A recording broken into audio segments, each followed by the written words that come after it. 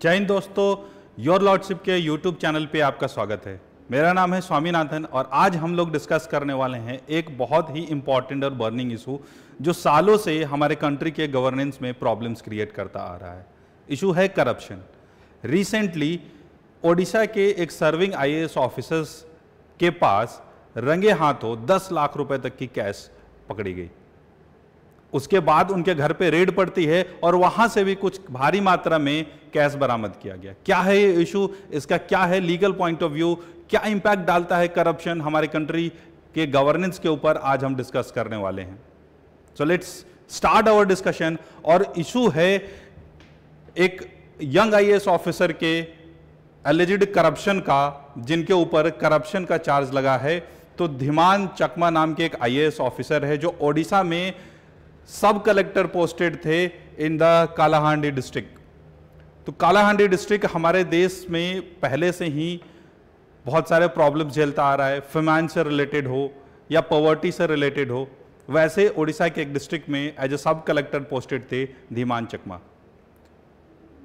उनके ऊपर आरोप यह है कि उन्होंने एक क्रशर यूनिट के ओनर से 20 लाख रुपए की डिमांड की ग्रेटिफिकेशन की डिमांड की for giving some environment clearance. Environment law से रिलेटेड कुछ क्लियरेंस देने के लिए उन्होंने एक बिजनेसमैन से 20 लाख रुपए तक की डिमांड की। बिजनेसमैन एंटी करप्शन विंग यानी विजिलेंस डिपार्टमेंट के पास जाती है और विजिलेंस डिपार्टमेंट ने एक ट्रैप सेट किया और वहां पे रंगे हाथों पकड़ा गया मिस्टर चकमा को। तो क्या है पूरा सीन ऑफ इवेंट, बट उससे पहले एक इंपॉर्टेंट अनाउंसमेंट आपके लिए। जैसा मैं बताता आ रहा हूं कि बहुत ही जल्द हम उत्तराखंड और राजस्थान दोनों ही जुडिशियल सर्विसेज के कंप्लीट प्रिपरेशन के लिए एक एमसीक्यू सीरीज अपने इसी यूट्यूब चैनल पे स्टार्ट करने वाले हैं, जिसमें सारे माइनर और मेजर लॉज को इन दोनों एग्जाम्स के पर्सपेक्टिव से हम कवर करेंगे, सो दैट आप क्वेश्चंस के थ्रू रिवाइज कर सकें, एडिक्वेट प्रैक्टिस आपको मिल सके। So stay tuned to our channel. और अगर अभी तक आपने सब्सक्राइब नहीं किया है तो हमारे चैनल को सब्सक्राइब करिए, क्योंकि अगले 1 से 2 दिन में ये सीरीज लाइव होने वाला है हमारे यूट्यूब चैनल पे, योर लॉर्डशिप के यूट्यूब चैनल पे। So moving to our news, the scene, the timeline of the event is कि जून के 8 जून को 10 लाख रुपए विजिलेंस कमीशन ने, विजिलेंस डिपार्टमेंट ने 10 लाख रुपए कैश के साथ एक ट्रैप सेट किया गया था। और विजिलेंस ने ऐसा काम क्यों किया? क्योंकि उस बिजनेस क्रशर यूनिट के बिजनेस ओनर ने कंप्लेंट फाइल की थी विजिलेंस में। अमूमन होता यह है कि अगर कोई भी पब्लिक सर्वेंट किसी भी सिटीजन से किसी काम को करने के लिए जो उसकी पब्लिक ड्यूटी है या उसको नहीं करने के लिए उस पर प्रेशर बनाते हुए कुछ इलीगल ग्रेटिफिकेशन की मांग करते हैं, हम पूरा करप्शन का कॉन्सेप्ट समझेंगे अपने इसी वीडियो में। तो ऐसा ही एक कंप्लेंट फाइल किया गया मिस्टर चकमा के अगेंस्ट, जो सब कलेक्टर पोस्टेड थे कालाहांडी डिस्ट्रिक्ट में। विजिलेंस डिपार्टमेंट ने एक ट्रैप सेट किया और उसी ट्रैप के दौरान 10 लाख रुपए रिश्वत लेते हुए रंगे हाथ पकड़े गए सेड आईएएस ऑफिसर। उसके बाद 9 जून को यानी आज ही एफआईआर रजिस्टर कर लिया गया है और फॉर्मल इन्वेस्टिगेशन स्टार्ट कर दी गई है। तो क्या लॉ है, किसके अंदर कैसे एक पब्लिक सर्वेंट के ऊपर करप्शन के चार्जेस लगते हैं, ब्राइबरी की चार्जेस लगती है, तो उसका लीगल पर्सपेक्टिव क्या है, क्या कानून वहां पे प्ले में आता है, क्या प्रोविजंस है लॉ के, क्या सेक्शंस है, एक बार हम उसको डिस्कस करते हैं।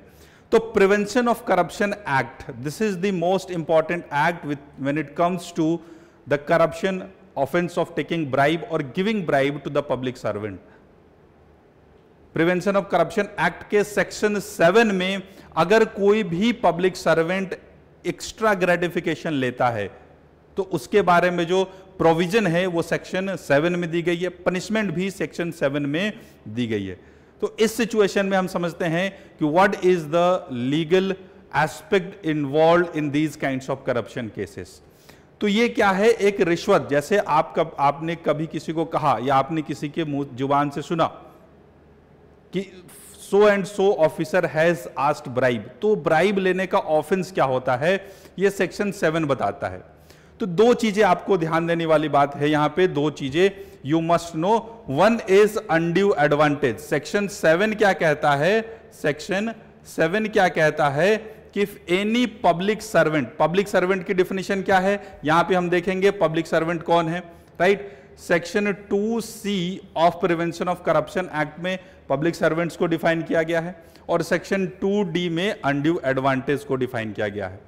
तो section 7 of the prevention of corruption act क्या कहता है कि अगर कोई भी पब्लिक सर्वेंट, ध्यान देंगे, अगर कोई भी पब्लिक सर्वेंट कोई अनड्यू एडवांटेज लेता है या लेने की अटेम्प्ट करता है, if any public servant accepts, demands और attempt to accept any undue advantage for doing his duty in a improper way, मतलब मान लीजिए कि मैं एक राशन कार्ड बनाने वाला अधिकारी हूं, राशन कार्ड बनाना मेरी ड्यूटी है provided the applicant has given the sufficient document, लेकिन मैं अपनी इस ड्यूटी को करने के लिए बोलता हूं कि तू कुछ पैसे दे, या फिर मैं मना कर देता हूं मैं ये काम नहीं करूंगा जब तक तुम कुछ पैसे नहीं दोगे, या उस काम को करने के रिवार्ड के फॉर्म में मैं कुछ अनड्यू एडवांटेज एक्सपेक्ट करता हूं या रिसीव करता हूं, तब सेक्शन 7 इन्वोक होता है। तो दो टेक्निकल टर्म है यहां पे, पहला है अनड्यू एडवांटेज और दूसरा है पब्लिक सर्वेंट, किन लोगों के ऊपर अप्लाई होगा। तो अनड्यू एडवांटेज वो होता है कि अपने लीगल रिम्यूनरेशन से एक्स्ट्रा कुछ भी रिसीव करना। फॉर एग्जाम्पल, ये जो सारे पब्लिक सर्वेंट है, इनकी जो रिम्यूनरेशन है जो सरकार ने तय की है, सैलरी फिक्स की होगी, उनका प्रोफेशनल फीस तय किया गया होगा, अपने लीगल रिम्यूनरेशन से कुछ भी अदर ग्रेटिफिकेशन एक्सेप्ट करना। अगर किसी पब्लिक सर्वेंट की सैलरी 1 लाख रुपए है जो सरकार ने तय की है अपने पब्लिक ड्यूटी को करने के लिए, तो वहां पे 1,01,000 रुपए रिसीव करना, that will amount to undue advantage. ठीक है, तो दो चीज ध्यान देने वाली बात यह है कि अगर कोई भी पब्लिक सर्वेंट अपने लीगल रिम्यूनरेशन से कुछ भी extra gratification may be in form of money, may be in any other form, या तो वो पैसे के रूप में या फिर किसी और, कभी कोई प्लॉट लिखा लिया, फ्लैट ले लिया, this will also count under gratification. और अपने लीगल रिम्यूनरेशन से अदर देन कोई भी ग्रेटिफिकेशन रिसीव करना, that will amount to undue advantage. अगर कोई भी अनड्यू एडवांटेज किसी भी पब्लिक सर्वेंट के द्वारा लिया गया, पब्लिक सर्वेंट में कौन आते हैं, गवर्नमेंट एम्प्लॉय, जो स्टेट या यूनियन गवर्नमेंट के एम्प्लॉयज हैं जिनकी सैलरी आती है, लोकल अथॉरिटीज के employees, corporations, public sector undertaking के एम्प्लॉयज, जजेस, ऐसे व्यक्ति जिनको कोर्ट ने ऑथराइज किया है, अपॉइंट किया है, या फिर वो आर्बिट्रेटर हो, इलेक्टोरल ऑफिशियल्स जिनको वोटर लिस्ट बनाने की जिम्मेवारी तय की गई हो, office bearer of cooperative society, या फिर registrar, vice chancellor of the universities, ये सारे लोग पब्लिक सर्वेंट के डिफिनेशन में आते हैं एज पर prevention of corruption act, right. तो लॉ सिंपल है, अनड्यू एडवांटेज, पब्लिक सर्वेंट। अब क्या कहता है, ये कहता है सेक्शन 7, ध्यान से समझिए, ये बहुत अच्छे से मैंने एक्सप्लेन करने की कोशिश की है एक इन्फोग्राफिकल फॉर्म में। तो अब देखिए कि ऑफेंस ऑफ ब्राइबरी कब माना जाएगा, जब कोई भी पब्लिक सर्वेंट कौन होगा, अभी मैंने आपको डेफिनेशन में बता दिया, undue advantage, if he wants to obtain an undue advantage, whether he attempts an undue advantage और accepts the undue advantage, then it will invoke the offence of bribery as it is given under section 7 of the prevention of corruption act. ठीक है, उसका intention क्या है, whether to perform his duty in an improper form और in A dishonest manner, जो भी कानून द्वारा उसकी नियत ड्यूटी है, पब्लिक ड्यूटी है, उसको गलत तरीके से परफॉर्म करने के लिए अनड्यू एडवांटेज एक्सेप्ट करता है कोई भी public servant, this will be called as a offence of bribery.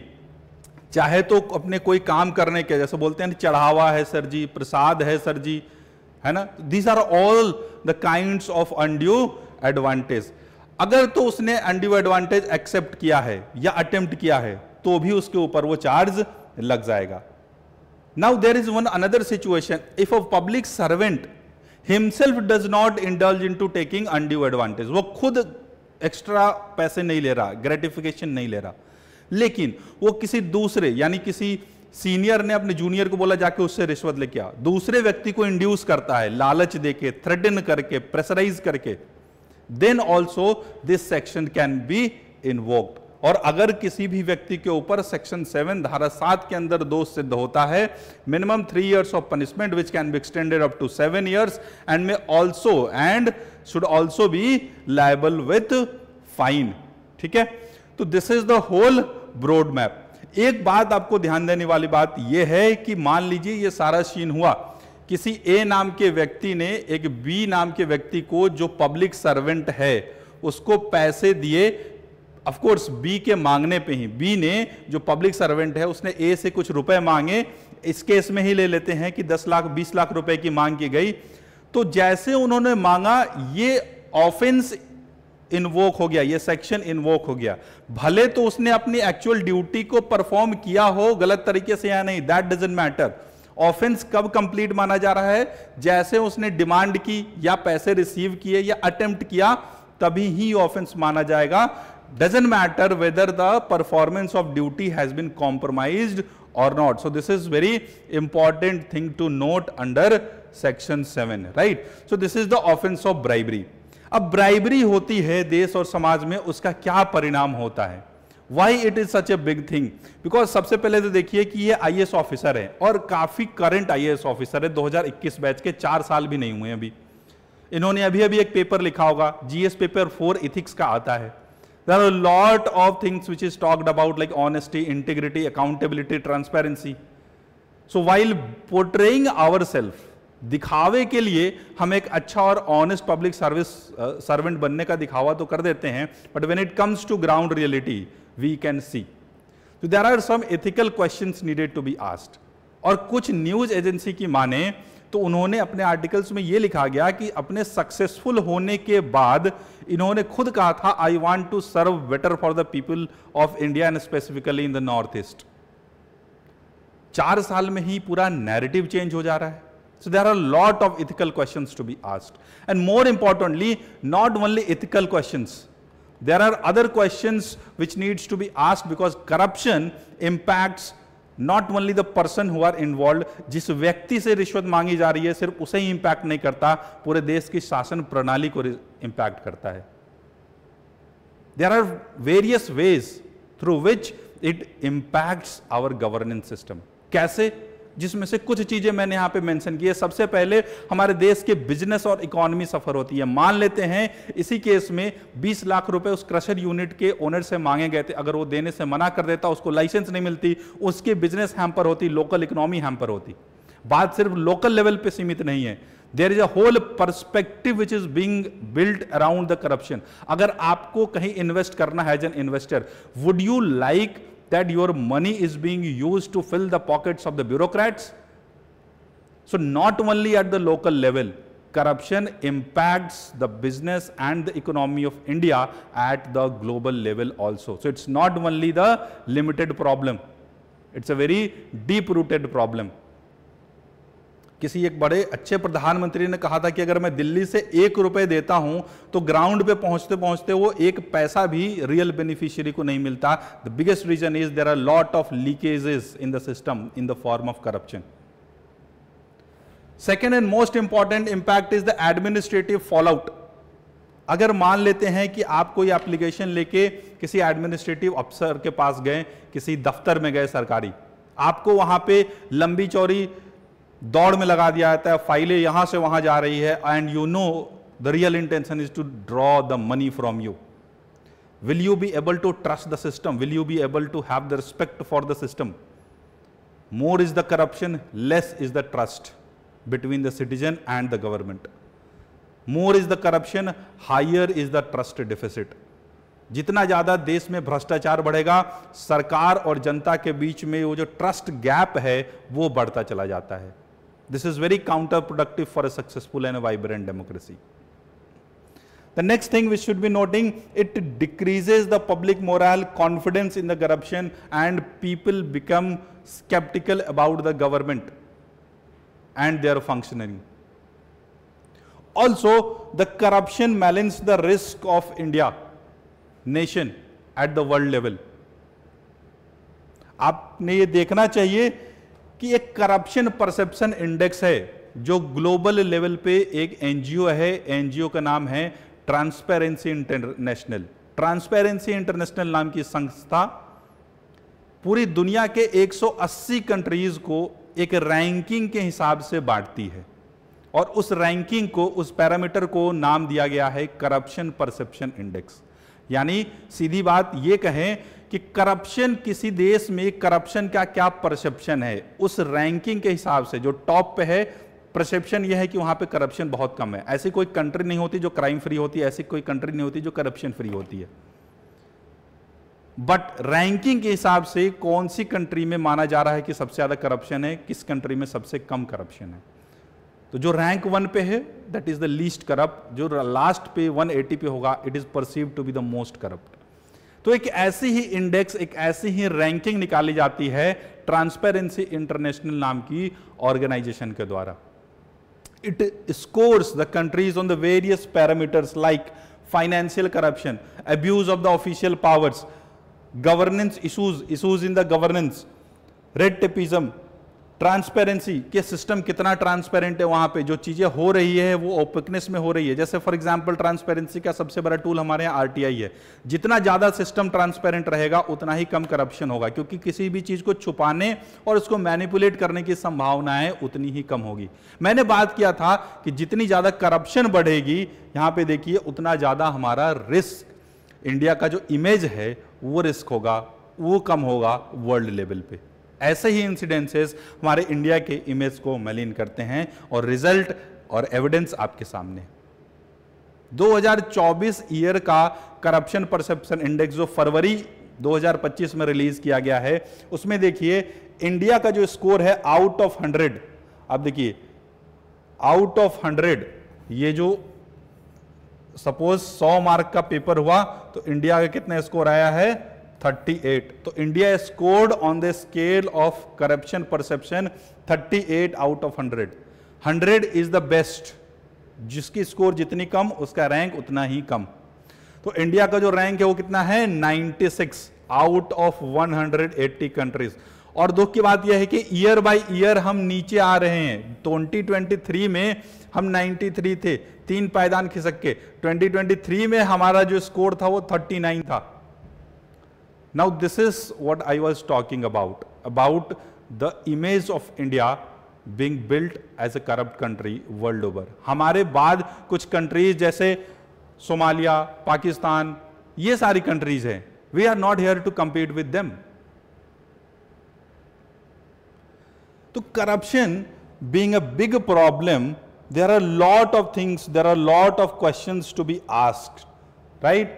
But one of the most important questions which is needed to be asked, and it has been very rightly pointed out by the People's President of India. Doctor Kalam का एक quotation है, उन्होंने ये सवाल करे कि where do the evils like corruption starts from? Corruption की root cause क्या है? What is the root cause of evil of the corruption? कहते हैं it comes from the never ending greed, लालच। अगर सरकार ने आपका एक रिम्यूनरेशन फिक्स किया है और ये रिम्यूनरेशन कम नहीं है, it is very good enough to lead a decent life. बहुत सारे फैक्टर्स का ध्यान रखती है। आपका मेडिकल इंश्योरेंस कवर है, आपको चलने के लिए गाड़ी दी गई है, बढ़िया अगर जिले में पोस्टेड हो तो वर्ल्ड क्लास बंगला मिल जाता है आपको एज ए डीएम। डीएम नहीं भी है, कोई सब कलेक्टर हैं या डिप्टी डीएम हैं तो भी बढ़िया सी फैसिलिटी मिलती है। आप खुद से सवाल पूछ के देखिए कि इंडिया में कितने ऐसे लोग हैं जिनको वो फैसिलिटी मिली है। You are among the top 1% of the people of India. आपको न स्वास्थ्य की चिंता करने की जरूरत है, ना बच्चे के एजुकेशन की चिंता करने की जरूरत है। इनकम आपका रेगुलर सोर्स ऑफ इनकम आ ही रहा है। Still we have an unlimited quantity of greed and desire, and this is the root cause of ever increasing problem of corruption in India. So Dr. Kalam says, where do the evil like corruption arise from? It comes from the never ending greed. The fight for corruption free ethical society will have to be fought against this greed and replace it with what I can give spirit, not what I have got the spirit. This is a very thoughtful and this is a very impactful and say बहुत सटीक quotation है जो doctor कलाम ने दिया है। आपको मैं इन्हीं सवालों के साथ छोड़े जाता हूं। हमारे चैनल को सब्सक्राइब करिए, और एक इंपॉर्टेंट चीज, ये जो QRs हैं आप इसको स्कैन करके हमारे टेलीग्राम और यूट्यूब चैनल्स को सब्सक्राइब कर सकते हैं। टेलीग्राम्स पे you will get daily MCQs, regular job vacancy notifications, बहुत सारे इंफॉर्मेशनल कंटेंट आपको मिलेंगे। और ये सारी जो वीडियोस हम डिस्कस करते हैं, ये सारे जो हम इशूज डिस्कस करते हैं, उनके PDFs भी आपको हमारे इस टेलीग्राम चैनल पे मिल जाएगा। So you can scan it, you can join our Telegram channel, you can subscribe to our YouTube. Thank you so much.